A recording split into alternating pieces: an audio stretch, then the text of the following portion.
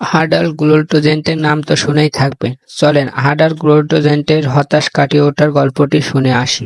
হার্ডাল গ্লুটোজেন্টের জীবন ছিল সংগ্রামের প্রতিচ্ছবি। তার শৈশব খুবই দরিদ্রতায় কাটছিল। হার্ডালের বাবা ছিলেন একজন সামান্য কর্মচারী, যার কারণে তারা অনেক অর্থ চাপে দিন কাটাতেন।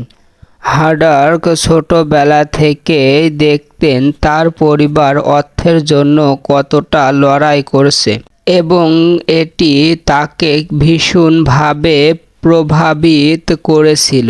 তিনি জানতেন একদিন তাকে এমন কিছু করতে হবে যা তার জীবন বদলে দেবে।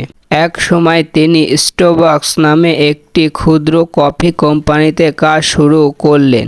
তখন স্টারবাকস ছিল শুধুমাত্র কফি শোরুম, কফি বানানোর জায়গা নয়। কিন্তু স্টারবাকস কফি সংস্কৃতি নিয়ে খুবই উৎসাহী ছিলেন। তিনি দেখছিলেন কিভাবে ইউরোপের বিভিন্ন দেশে কফি শপগুলোতে মানুষ একে অপরের সাথে সময় কাটায়, এবং এটি তাকে অনুপ্রাণিত করে। তিনি স্টারবাকস এর মালিকদেরকে বোঝানোর চেষ্টা করেন যে তারা শুধু কফি বিক্রি না করে একটি কফি শপ বানাতে পারে যেখানে মানুষ বসে কফি উপভোগ করবে। কিন্তু তার এই আইডিয়া মালিকদের ভালো লাগেনি। তারা তা প্রত্যাখ্যান করে দেয়। স্টারবাকস হতাশ হন, কিন্তু হাল ছাড়েনি।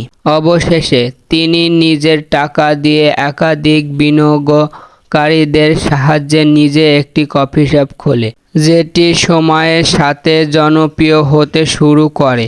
কয়েক বছরের মধ্যে তিনি স্টারবাকস এর মালিকের কাছ থেকে তার ব্যবসা কিনে নেন এবং তার স্বপ্নের কফি শপ গড়ে তোলেন। আজ স্টারবাকস বিশ্বের অন্যতম বড় কফি শপের বস। হার্ডাল গ্লুটোজেন্টের গল্প থেকে বোঝা যায় যে হতাশা জীবনের একটি অংশ হতে পারে, কিন্তু আপনি যদি সত্যিকারের পরিশ্রম করেন এবং অধ্যবসায় করেন তাহলে হতাশাকে কাটিয়ে উঠতে পারবেন। গ্লুটোজেন একাধিকবার প্রত্যাখ্যান হয়েছিলেন, কিন্তু তার স্বপ্ন ছাড়েননি।